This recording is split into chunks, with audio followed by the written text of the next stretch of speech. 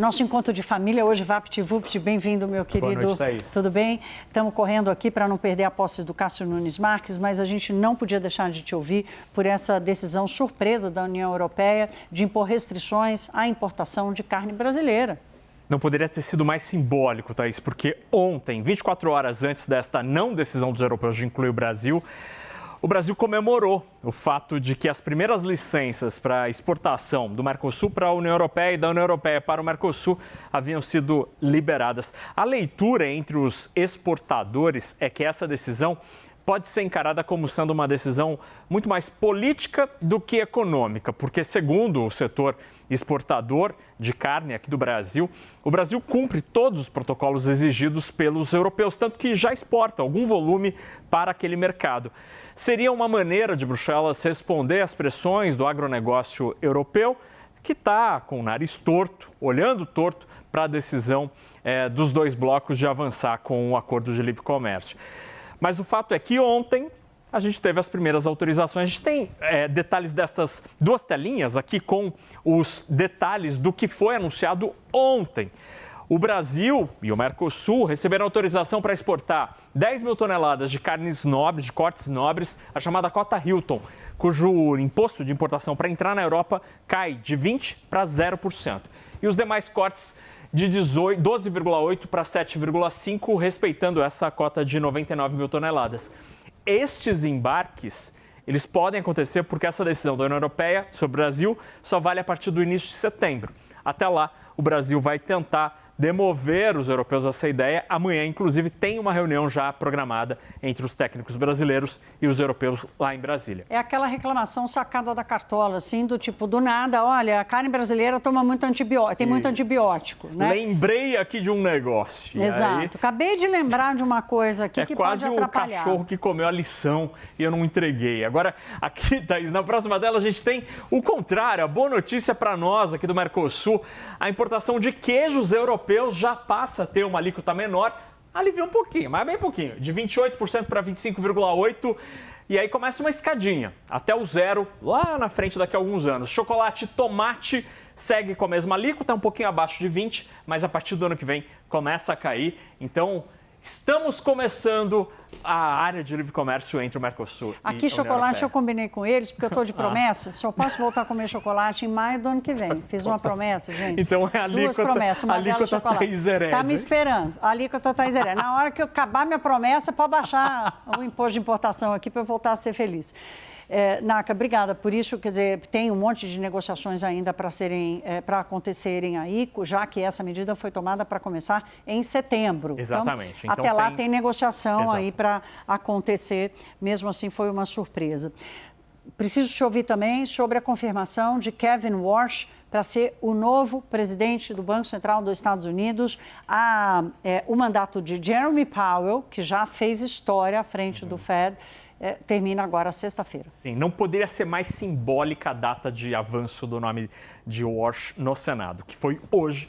Hoje, os Estados Unidos conheceram os dados de inflação de abril. A inflação em 12 meses por lá está acelerando bastante por causa da guerra. Chegou a 3,8% em 12 meses, maior patamar em 3 anos, maior patamar desde a saída da pandemia.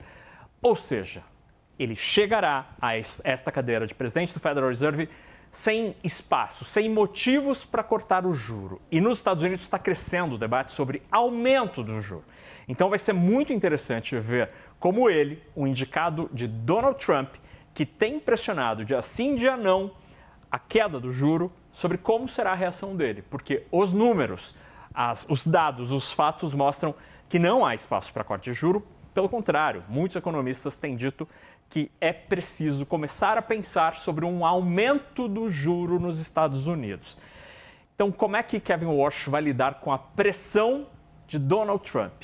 Esta será a grande história a partir da chegada dele à presidência do Banco Central dos Estados Unidos.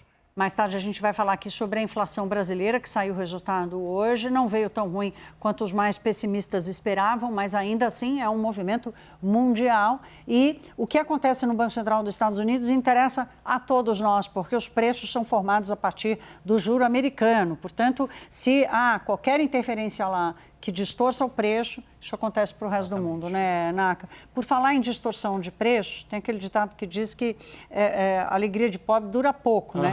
A Bolsa Brasileira, que vinha conquistando milhões e bilhões de reais de investimentos externos. Esse dinheiro está começando a ir embora, já tem gente dizendo que o dinheiro que veio já não volta mais? É esse o cenário? A Bolsa está num momento meio ruim, um sentimento de ressaca, e os números sobre os estrangeiros têm mostrado mais saídas do que entrada. Resultado disso, a Bolsa tem caído.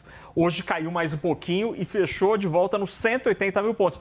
A gente chegou a ficar bem pertinho, 199 mil pontos. Sim, e agora voltamos dos 200 mil. para os 180 mil. O dólar subiu um bocadinho hoje, 4,89. Entre os papéis que explicam a queda da Bolsa hoje, Petrobras, uma das poucas petroleiras do mundo que não conseguiu aumentar o lucro no primeiro trimestre a despeito da disparada do preço do petróleo. Por que será, Fernando Nakagawa? Por que será? Porque eles estão segurando o preço e não conseguem transformar esse aumento do petróleo em receita. E por isso a Petrobras sofreu hoje muito, caiu quase 2%, a despeito da alta do petróleo, subiu 4% o petróleo no mercado internacional, com a desesperança sobre a guerra. Irã e Estados Unidos parecem estar num impasse, isso prejudicou muito o mercado hoje. E aí, só para terminar, Thaís, outro destaque da Bolsa, as ações do grupo TOC, que é o controlador da Tokstok e da Mobile, que pediu recuperação judicial, dívida de 1 bilhão e 100 milhões de reais. As ações caíram 41%. Tomara que esse grande nome do varejo brasileiro, o tradicionalismo do varejo e do design brasileiro, se recupere. Claro, consiga se recuperar, né? O Rafael Serra, eu posso aproveitar que a gente falou de... Eu estou fazendo uma consulta ao vivo, viu, gente, para o editor-chefe. É a conversa do ponto. É a conversa do ponto. Eu posso perguntar para o Fernando Nakagawa sobre a declaração da presidente da Petrobras hoje? Porque já que ele falou que a Petrobras apresentou resultados, posso? Não, vamos direto, vamos logo. O Naka sabe de tudo, ele já vai contar. Ele deixou, mas também depois dessa, né?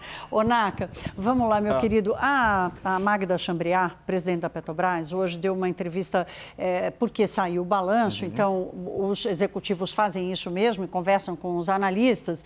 E duas coisas me chamaram a atenção. Primeiro, ela disse, olha, já nós vamos aumentar o preço da gasolina.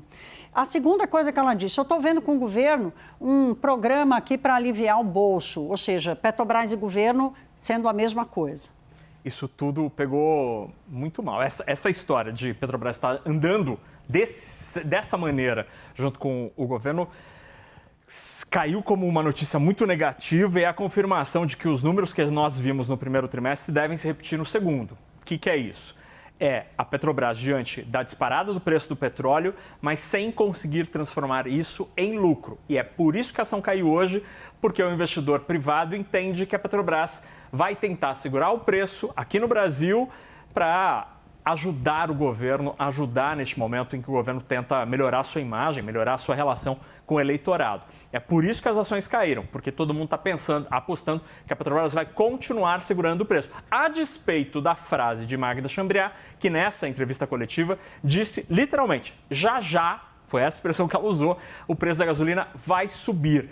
Isso, em tese, poderia ter ajudado as ações da empresa, sim, mas não ajudou, porque a sensação é que, mesmo que suba, a desvantagem da Petrobras em relação ao preço internacional vai continuar. E é assim que o mercado está terminando esse primeiro trimestre para a Petrobras, né, que agora que a gente conhece os números, com um certo descasamento. A gente teve vários meses de ação da Petrobras em alta, mas parece que a gente está num momento de DR entre o investidor e a Petrobras pensando mais na política do que em fazer dinheiro, e o investidor não gosta disso. Defasagem do preço da gasolina dos polos da Petrobras com 80%, segundo a Associação Brasileira dos Importadores. Defasagem de 80%.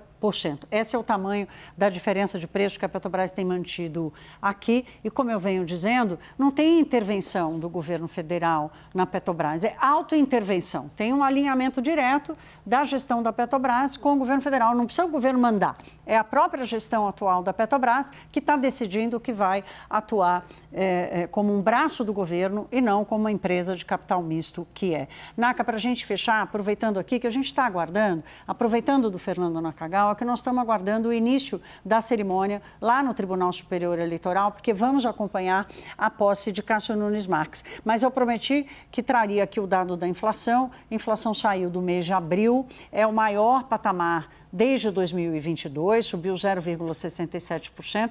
O mercado estava esperando até um pouco mais do que isso, mas, de novo, a gente mergulha dentro dos dados, Naca, e algumas coisas preocuparam. A primeira delas, preço dos alimentos, subindo mais de 1,3%. Transportes, o pior já passou, mas ainda tem coisa acontecendo. Leite longa-vida, carne pesando nos alimentos e os combustíveis também.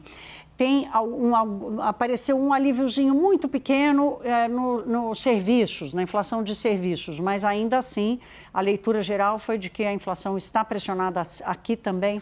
É uma segunda etapa, o segundo layer da guerra chegando na inflação, porque os números conhecidos hoje mostram que depois do aumento inicial dos combustíveis, agora os alimentos começam a subir e outros itens manufaturados também estão subindo de preço, impacto da guerra. A guerra inicialmente aumentou o preço do diesel, da gasolina e do gás de cozinha, mesmo sem reajuste da Petrobras, o preço está subindo.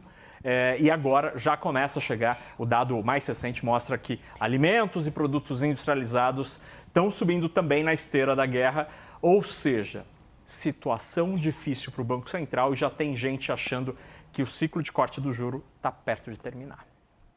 E aí está imposto o desafio ao Banco Central, né? Tem a resistência ali a enxergar espaço para o BC continuar baixando os juros tem aumentado.